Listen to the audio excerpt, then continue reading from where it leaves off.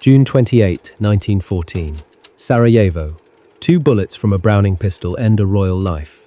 But these shots were merely a pre-arranged excuse for a catastrophe already decades in the making. History books tell us the world went to war because of a single Serbian nationalist. They want us to believe that 10 million men died over a funeral in the Balkans. It is a convenient tragedy that masks a much colder, more calculated reality. The true gears of war were not greased by blood in Sarajevo, but by coal, steel, and a growing thirst for a new liquid gold. While the public mourned a prince, the boardrooms of London and Berlin were staring at maps of the Middle East.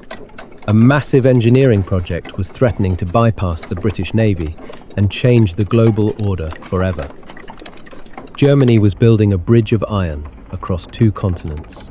This was the Berlin-Baghdad Railway, a 3,000-kilometer vein of steel designed to pump resources directly into the heart of the Kaiser's empire.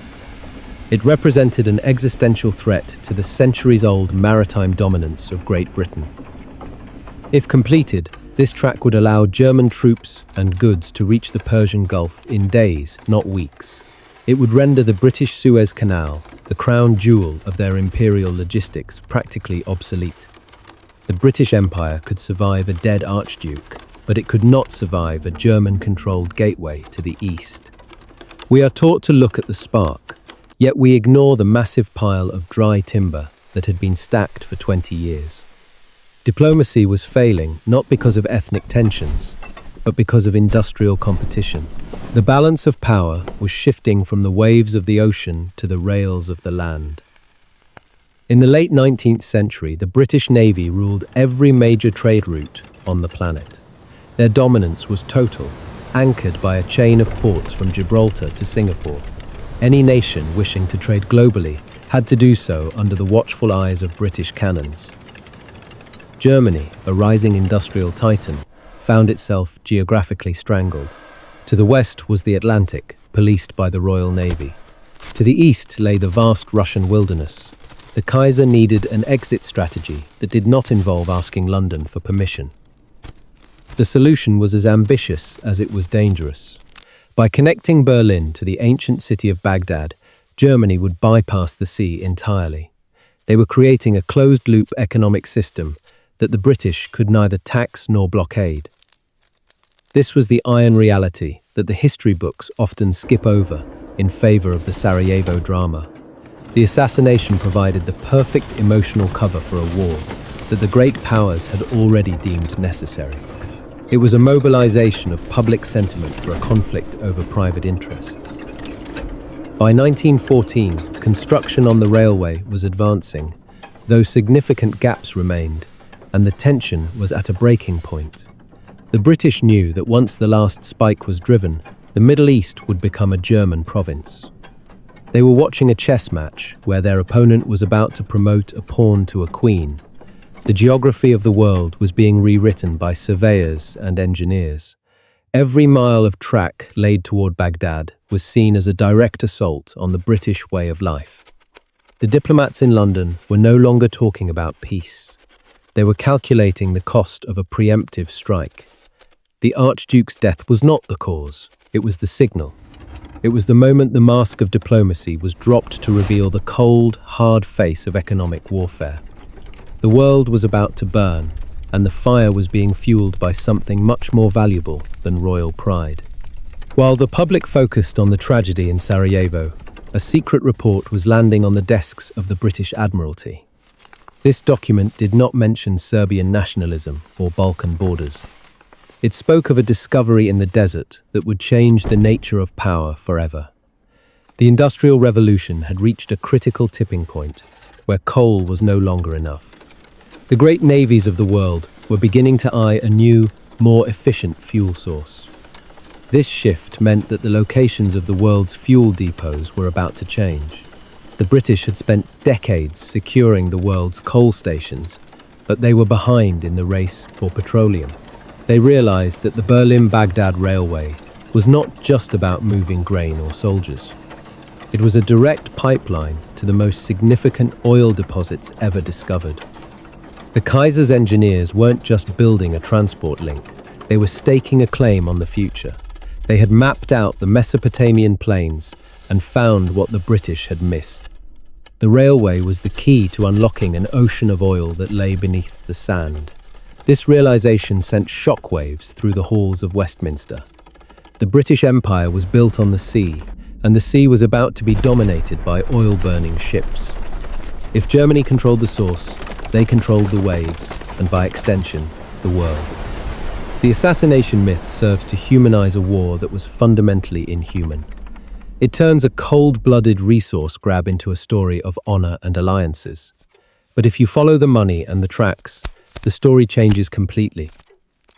The iron reality was that the world was too small for two such massive industrial ambitions. One empire had to falter so the other could breathe. The tracks were laid, the engines were fired, and the destination was inevitable. As the summer of 1914 approached, the British government made a silent, monumental decision.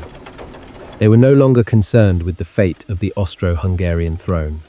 Their eyes were fixed on a small patch of land near the Persian Gulf where the tracks were scheduled to end. But as the first British warships began to steam toward the east, they realized they were already too late to stop the German advance by peaceful means.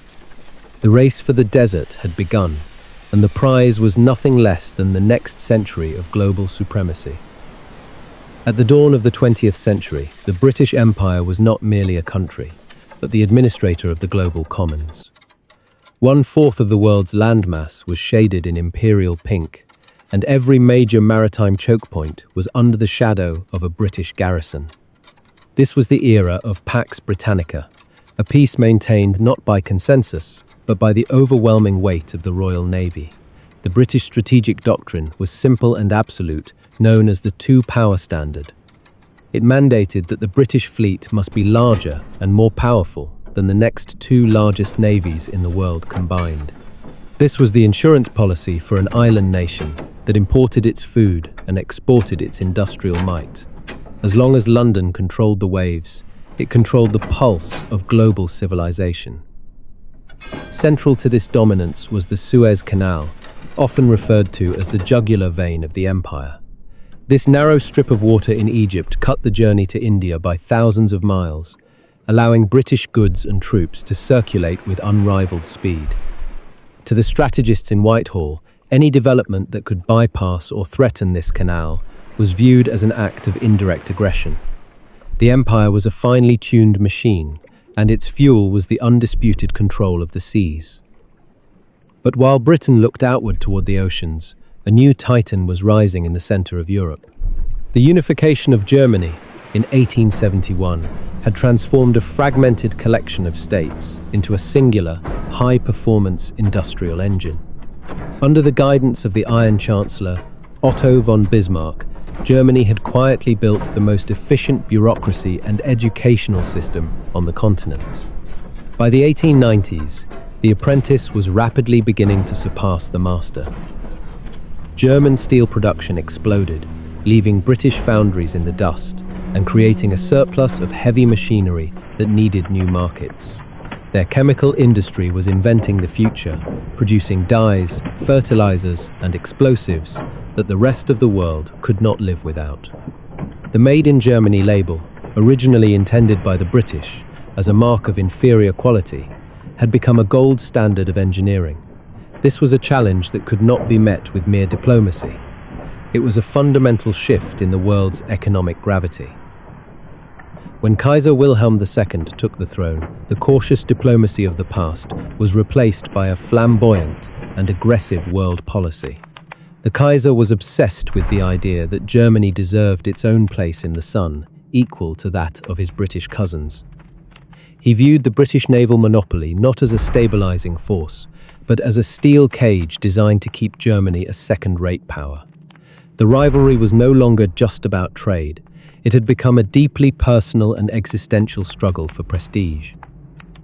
The German leadership realized that challenging Britain on the open ocean was a game they were destined to lose in the short term.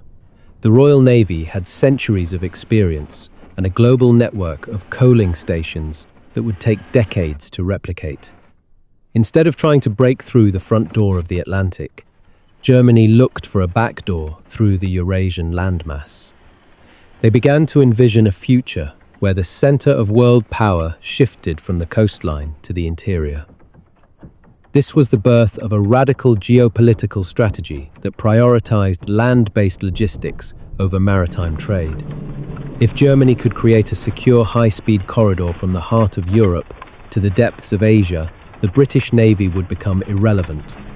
This corridor would be immune to blockades, free from foreign customs duties, and capable of moving an army faster than any steamship.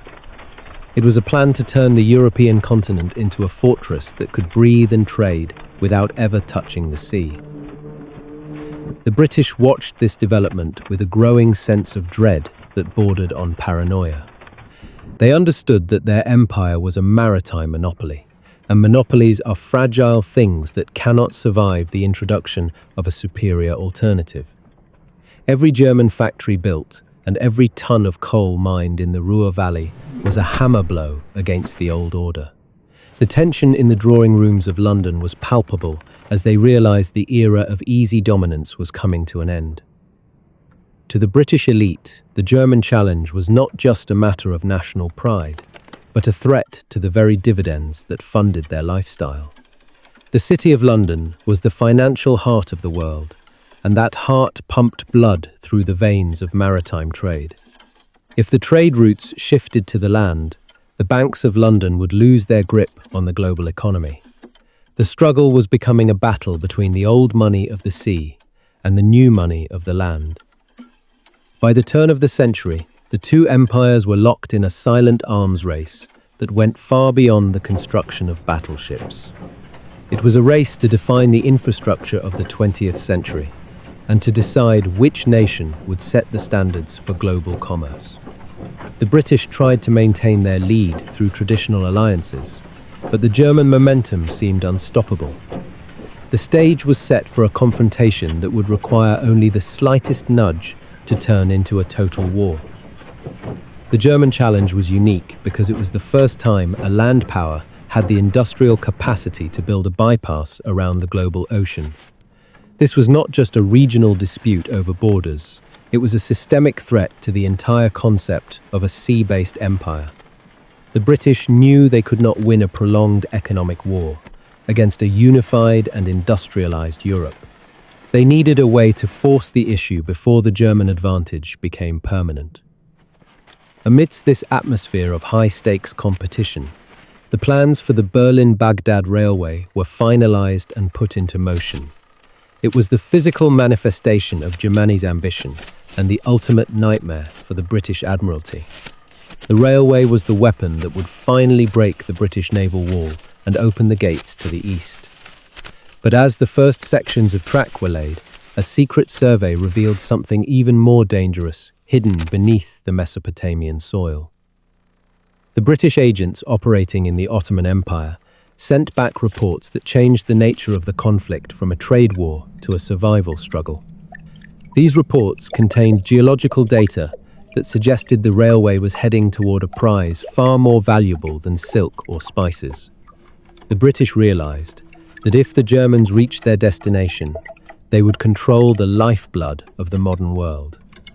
The Industrial Revolution was undergoing a radical transformation that required a new kind of energy to sustain its growth.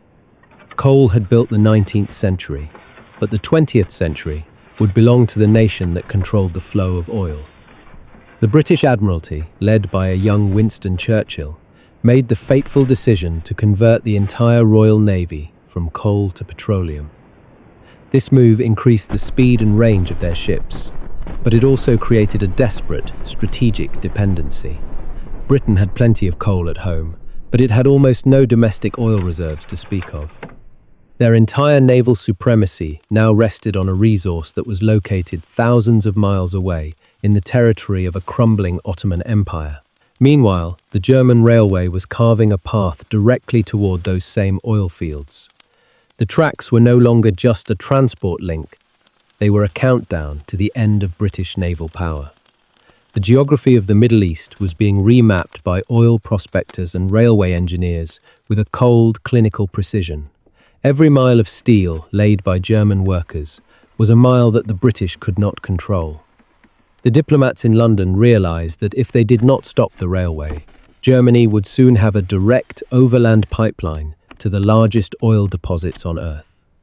The economic challenge had become a race for the fuel of the future. This was the true friction point that made the Great War inevitable long before the first shot was fired in Sarajevo. The British could tolerate a German army, but they could not tolerate a German fleet, fueled by an endless supply of Middle Eastern oil.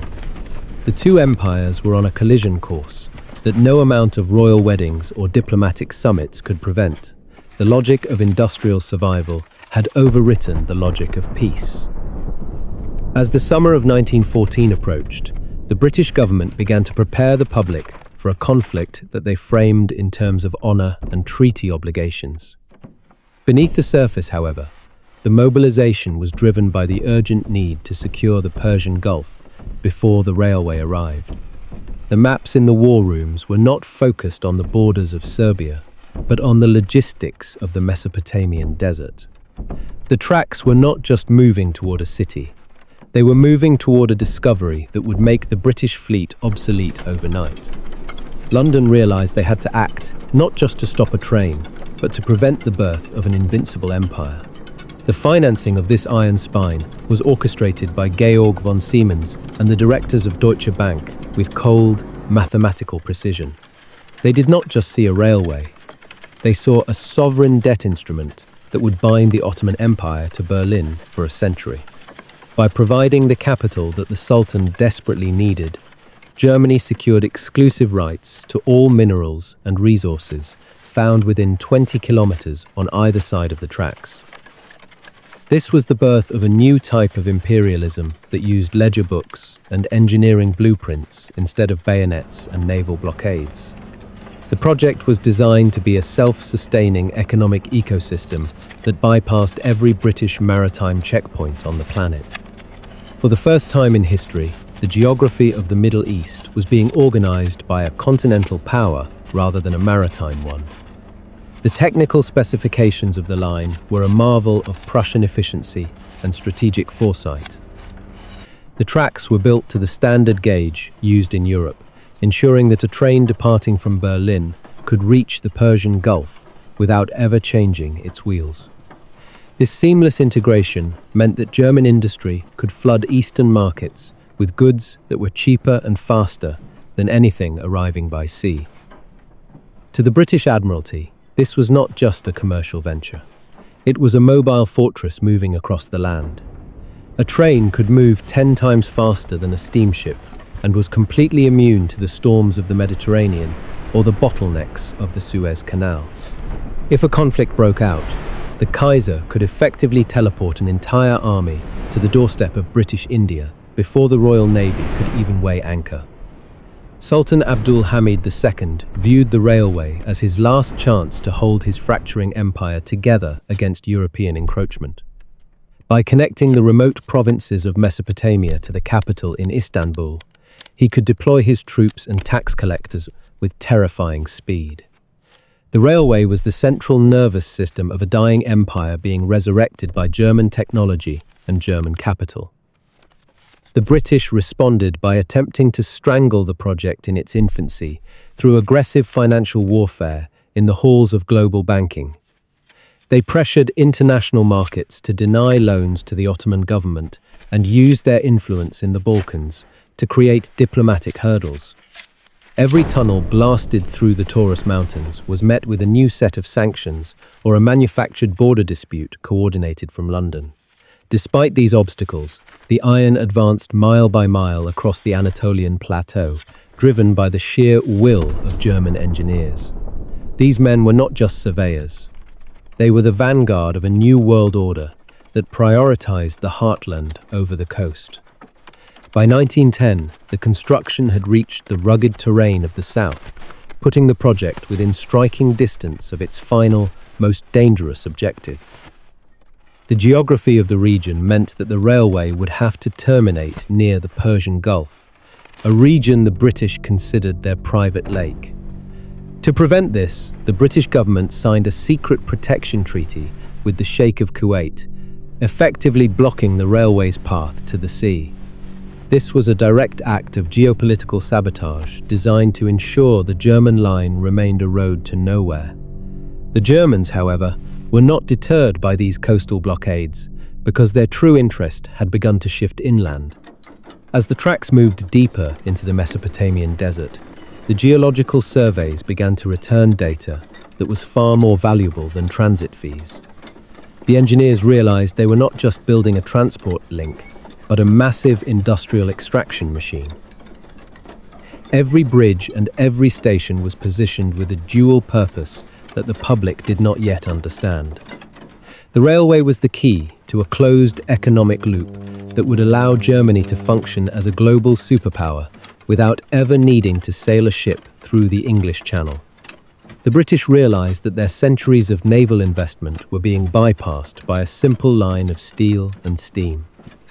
As the summer of 1914 approached, the tension between the land power and the sea power reached a critical mass that no diplomat could diffuse.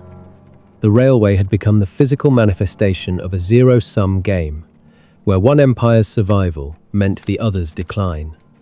The world was watching the tracks, waiting for the moment the last spike would be driven into the heart of the British global monopoly. But as the workers began to dig the foundations for the southern terminus, they uncovered something that made the railway itself look like a minor distraction. The blueprints were about to be rewritten by a discovery so massive it would turn the desert into the most valuable real estate on the planet. The true prize was no longer the destination, but the black liquid sleeping beneath the tracks. This discovery would turn a trade dispute into a desperate global hunt for the blood of the 20th century. The transition from coal to petroleum was not a mere technical upgrade, but a fundamental shift in the architecture of global power. For a century, the British Empire had thrived on its domestic coal mines, but the new internal combustion engines demanded a liquid that the British Isles simply did not possess. This vulnerability was the silent ghost haunting the halls of the Admiralty, where every new German dreadnought was seen as a ticking clock. In 1911, Winston Churchill was appointed First Lord of the Admiralty with a singular radical mission to convert the entire fleet from coal to oil. This decision meant that the Royal Navy would be faster and more efficient, but it also made the British Empire a hostage to geography. They were now forced to protect supply lines that stretched across the globe to the oil seeps of the Middle East, far from the safety of the English Channel. While the British were scrambling to secure their maritime routes, German geologists were working under the cover of the railway project to map the Mesopotamian subsoil. They discovered that the regions around Mosul and Baghdad were sitting on top of an ocean of high-grade petroleum that was easier to extract than anything found in the Americas. The Berlin-Baghdad Railway was no longer just a path for trains, but a direct pipeline to the energy that would power the 20th century. The German planners realized that if they could control these fields, they would never again have to worry about a British naval blockade or coal shortages. They were creating an industrial fortress that was entirely self-sufficient, fueled by a resource that their rivals were desperate to obtain from across the sea. The railway was the needle, and the oil was the lifeblood that would make the German Empire an invincible continental titan. The creation of the Turkish Petroleum Company in 1912 was the formal declaration of this energy war, a consortium dominated by German and British interests that was destined to fail. This organization was a facade of cooperation that masked a brutal race to claim the rights to the Mosul oil fields before the first train arrived. The Germans held the upper hand because their railway concession included the mineral rights, a legal trap that effectively locked the British out of the richest deposits. The British response was a masterclass in shadow diplomacy and corporate espionage, designed to undermine German influence within the Ottoman court. They utilized a network of agents and local informants to stir up tribal unrest along the proposed path of the railway, hoping to delay construction long enough to secure their own interests. This was a war of attrition fought in the shadows of the desert, where a single bribe could be as effective as a battalion of soldiers. In London, the realization of this German advantage triggered a state of near panic among the strategic elite who managed the empire's finances. They had spent decades building a global empire based on the logistics of coal, and suddenly, the rules of the game had changed without their permission. The British government quickly moved to acquire a majority stake in the Anglo-Persian Oil Company to secure their own sovereign supply before it was too late. However, the Persian fields were geographically vulnerable and located far from the safety of the open sea, unlike the German-controlled deposits in the heart of the Ottoman Empire. The British knew that once the railway was fully operational, Germany would have a logistical advantage that no amount of naval power could overcome in a prolonged conflict. The struggle for the Middle East had shifted from a colonial sideshow to the very center of the global struggle for industrial survival. The maps in Berlin and London were now being redrawn not by diplomats, but by petroleum engineers and energy speculators who saw the world in barrels and pipelines. Every mile of track laid toward the oil fields was a direct threat to the sovereignty of the British Crown and its ability to police the oceans. The two powers were no longer just competing for markets. They were fighting for the right to exist in an oil-driven future that favored the land over the sea. By the spring of 1914, the German engineers were within reach of the prize, and the first geological samples confirmed the presence of massive, easily accessible oil reserves. The German press began to openly talk about a new era of prosperity, where Berlin would become the energy hub of the world. This public confidence was the final insult to the British, who saw their maritime century slipping away into the sands of Mesopotamia. The invisible pivot toward oil had turned the Mesopotamian desert into the most dangerous and valuable flashpoint on the planet. The world was about to discover that the price of energy was often paid in the blood of millions who had no idea why they were fighting. The gears of the Great War were being lubricated by the very substance that would define the next 100 years of human history. As the first commercial quantities of oil began to flow, the secret reports from the desert became increasingly frantic and filled with warnings of German dominance. The British realized they were standing on the edge of a precipice where their entire navy could be rendered useless without a guaranteed and protected drop of fuel. The time for diplomatic niceties and royal visits had passed, and the logic of the machine was demanding a more violent and permanent solution. But as the British prepared their final countermove to block the German advance, they realized the Kaiser had one last, devastating card to play. The shadow of a secret alliance was about to turn a regional dispute into a global firestorm that no one could escape. The diplomatic maps of 1914 were no longer shaded with the colors of national pride, but with the cold, calculated roots of energy supply. In the private offices of Whitehall, the British planners realized that their maritime encirclement of Germany was failing at a fundamental level. The iron tracks of the Berlin-Baghdad line were cutting through the very concept of the British blockade, rendering the Royal Navy's dominance over the high seas a secondary concern. Germany was no longer a rising power seeking a seat at the table. It was building an entirely new table in the heart of the Middle East. By securing the loyalty of the Ottoman Sultan, the Kaiser had effectively turned the Eastern Mediterranean and the Mesopotamian corridor into a German sphere of influence without firing a single shot. This was a strategic checkmate that threatened to decapitate the British Empire's connection to its crown jewel, India, by establishing a land-based rival to the Suez Canal. The British response was a desperate attempt to create a buffer zone through the sheer force of financial and local political leverage. They fortified their position in Kuwait and Basra, hoping to turn the head of the Persian Gulf into an impenetrable wall of sand and steel that the railway could never breach. But as the German locomotives pushed further south, it became clear that a wall made of treaties and local sheikhs would not hold back a machine made of Krupp steel and Prussian ambition. Every diplomatic summit held in the final months before the explosion was a choreographed exercise in futility, masking the true intentions of the great powers.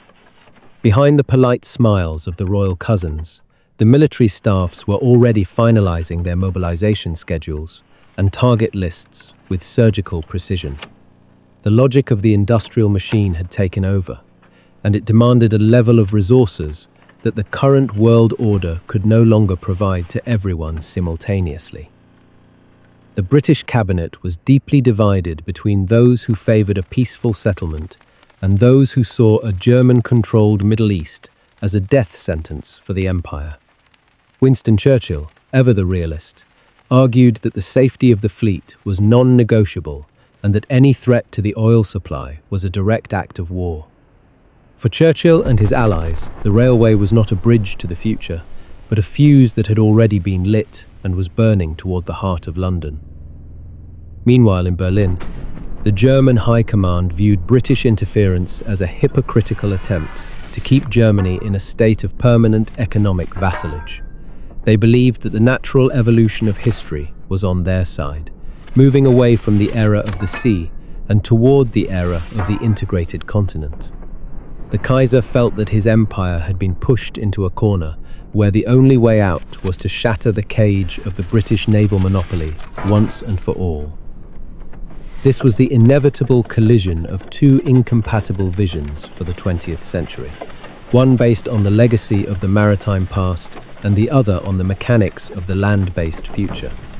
There was no middle ground to be found when the prize was the sole source of energy that could keep a modern industrial nation alive and competitive. The geopolitical friction was generating a heat that could no longer be contained by the thin veneer of European civilization or the outdated rules of the concert of Europe. The assassination in Sarajevo provided the perfect spark, but the fuel for the explosion had been piled high in the deserts of Mesopotamia for over a decade. While the public world watched the drama in the Balkans with a mix of curiosity and fear, the real strategists were looking at the maps of the Ottoman provinces. They knew that the first army to reach and hold the oil fields would be the one to dictate the terms of the coming century. The British had already begun a silent mobilization of their forces in India, preparing to launch an expeditionary force toward the Persian Gulf at a moment's notice. This was not a defensive measure for a small Balkan nation, but a preemptive strike to secure the lifeblood of the Royal Navy before the Germans arrived. The orders were signed in secret and the ships were fueled, long before the official declarations of war were ever drafted or delivered to the public. The German engineers, largely unaware of the impending storm, continued their work with a sense of urgent destiny, believing they were building a monument to human progress. They were racing against time, trying to finish the most difficult sections of the Taurus Mountains before the political situation collapsed entirely. Little did they know that the very tracks they were laying would soon be used to transport the engines of their own destruction in a conflict they could not win. The collision was not a mistake of diplomacy or a failure of communication, but the logical outcome of a world where survival was tied to finite, non-renewable resources. The empires had become like massive, unyielding gears that could no longer mesh together without grinding each other into fine dust. The stage was set for a total war that would redefine the meaning of power and the value of human life for generations to come.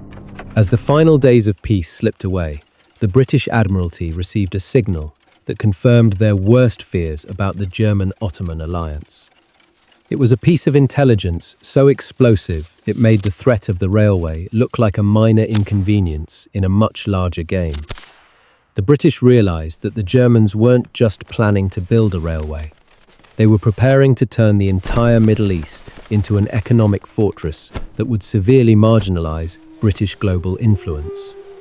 The time for talk had ended, and the order for the first strike was finally given. The guns of August 1914 silenced the hammers of the German engineers, but the war they ignited was the final, violent phase of an industrial procurement strategy. While the public was told they were fighting for the honor of small nations or the sanctity of treaties, the high commands in London and Berlin were focused on the geological surveys of Mesopotamia. The railway tracks, once symbols of progress, became the primary logistics arteries for a conflict that consumed an entire generation to secure a liquid fuel. The harsh lesson of this resource-driven history is that geography is a prison from which no empire can escape without blood. Britain successfully occupied Basra in the opening months of the war, not because of a tactical whim, but to protect the nearby Anglo-Persian oil refineries at Abadan, which were becoming the lungs of the Royal Navy. Every major offensive in the Middle Eastern theatre was a calculated move to seize a pipeline, a wellhead, or a strategic rail junction that led toward the Black Gold. As the war ground on, the secret Sykes-Picot Agreement of 1916 revealed the true intentions of the Allied powers with chilling clarity. Diplomats sat in smoke-filled rooms in London and Paris, drawing straight lines across the desert with no regard for tribal, ethnic, or religious boundaries. These lines were not meant to create stable nations, but to define zones of oil extraction that would be protected by European bayonets for the next century. Germany's failure to complete the railway before the outbreak of hostilities proved to be its ultimate strategic undoing. Without a direct, overland route to the Mesopotamian oil fields, the German war machine was eventually strangled by the very naval blockade it had sought to bypass. The Kaiser's dream of a continental empire collapsed not just from military defeat, but from a total exhaustion of the energy required to sustain a modern industrial state. The post-war world was born from this wreckage, a global order built entirely on the foundation of petroleum security. The Ottoman Empire was dismantled and replaced by a series of mandates and artificial borders that were designed to keep the oil flowing toward the West. This was the moment when the Middle East was transformed from a historical crossroads into a permanent battlefield for the energy needs of distant superpowers. We often look back at the Great War as a tragedy of errors or a failure of diplomacy, but the data suggests a much more calculated and ruthless reality. It was the first truly modern war where the objective was not territory for its own sake, but the control of the molecular energy that drives civilization. The millions who died in the trenches were the involuntary sacrifice at the altar of a new, oil-based global economy that we still inhabit today. The Berlin-Baghdad Railway remains a ghost in the desert, a series of rusting tracks and crumbling stations that tell the story of a world that almost was. It serves as a grim monument to the fact that when industrial survival is at stake, the lives of individuals are merely a line item in a geopolitical ledger. The victors did not just win a war, they secured the right to dictate the energy future of the planet for the next 100 years. But as the dust settled on the new borders of the Middle East, a new and even more terrifying pattern began to emerge from the sand. The winners of the Great War had secured the oil, but they had also unleashed a cycle of instability that was about to turn against them in a way they never anticipated. The ghosts of the Berlin-Baghdad Railway still haunt the modern maps of the Middle East, serving as a silent testament to the true origins of global conflict. We are taught that the First World War was a senseless tragedy triggered by a single bullet in Sarajevo, a narrative that conveniently ignores the cold mechanics of industrial survival. In reality, the lines drawn in the sand by the victors were never intended to foster peace or democracy for the local populations. They were strategic blueprints, designed to ensure that the lifeblood of the 20th century would flow exclusively toward the capitals of the West. The post-war delay and restructuring of the railway project did not signify the end of the struggle for energy dominance, but rather the beginning of a new and more covert era of imperialism. The British and French mandates were essentially corporate security zones, managed by colonial administrators who prioritized oil concessions and resource security over human rights. This legacy of resource extraction created a fundamental disconnect between the people of the region and the wealth beneath their feet. The instability we witness today in Iraq and Syria is the direct descendant of those 1916 maps, drawn with the ink of oil and the blood of soldiers. When we re-evaluate the historical record, we see that the fear of German energy independence was the primary driver of British strategic planning. The Royal Navy's transition to oil was a gamble that required the total subjugation of the Mesopotamian corridor to remain viable. If the railway had been completed, the entire trajectory of the 20th century would have shifted toward a German-led continental bloc. This possibility was so terrifying to the established maritime powers that they were willing to risk the destruction of European civilization to prevent it. The narrative of the Great War as a fight for freedom or the rights of small nations was a necessary fiction to mobilize the masses for an industrial slaughter. Behind the propaganda, the war was a brutal liquidation of an old order that could no longer support the energy demands of the new world. While they fought for national survival and complex alliances, the geopolitical struggle for resources like Middle Eastern oil formed a crucial underlying layer of the conflict. History has a way of sanitizing these motivations, replacing the smell of petroleum with the scent of hollow patriotism. Today, the same patterns are repeating in the form of gas pipelines and rare earth mineral concessions that span across Eurasia and Africa. The names of the players have changed, and the technology has evolved, but the underlying logic of the resource corridor remains identical. We see modern powers competing for the same strategic choke points, using the same combination of debt diplomacy and military posturing that characterized the railway era. The Berlin-Baghdad line was not an anomaly. It was the first chapter in a global struggle that has never truly ended. The real lesson of the First World War is that the architecture of our world is built on the necessity of consumption rather than the ideals of diplomacy. Power is not defined by the size of a nation's territory, but by its ability to secure the flow of energy across that territory. When that flow is threatened, the thin veneer of international law and human rights evaporates in an instant. We live in a world where the price of a gallon of fuel is inextricably linked to the stability of a border thousands of miles away. As we look back at the rusted tracks and abandoned stations of the Kaiser's dream, we must realize that we are not looking at a relic of the past. We are looking at the prototype for the modern geopolitical machine, a system that prioritizes the movement of molecules over the lives of people. The shadows cast by the Berlin-Baghdad railway are longer and deeper than we care to admit, stretching into the very heart of our current global crises.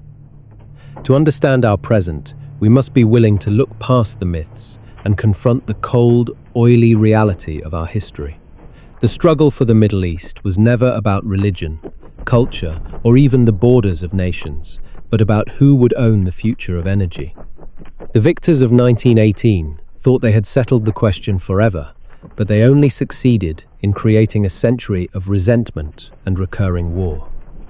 Every modern intervention in the region is an echo of the same fear that gripped the British Admiralty when they first saw the maps of the German engineers. We are still trapped in the same cycle of resource dependency and imperial overreach that defined the road to 1914. The story of the Berlin-Baghdad Railway is a reminder that history is often written in the boardrooms of energy companies before it is ever fought on the battlefield. It challenges us to look at our modern world with a more critical eye, questioning the true motives behind the headlines and the alliances of today. If we continue to ignore the resource-driven reality of our past, we are condemned to repeat the same violent mistakes in the pursuit of a sustainable future. The ghosts of the desert are still waiting for us to learn the truth about why the world really went to war. What do you think is the most overlooked resource conflict happening in the world right now that could lead to the next global crisis? Is it the race for lithium, the control of fresh water, or perhaps the battle for semiconductor supply chains? Share your thoughts in the comments below, and let us know if you think the lessons of the Berlin-Baghdad Railway are still relevant in the age of green energy. If this deep dive into the hidden mechanics of history changed how you see World War I, make sure to subscribe and hit the bell icon for more investigations into the shadows of power.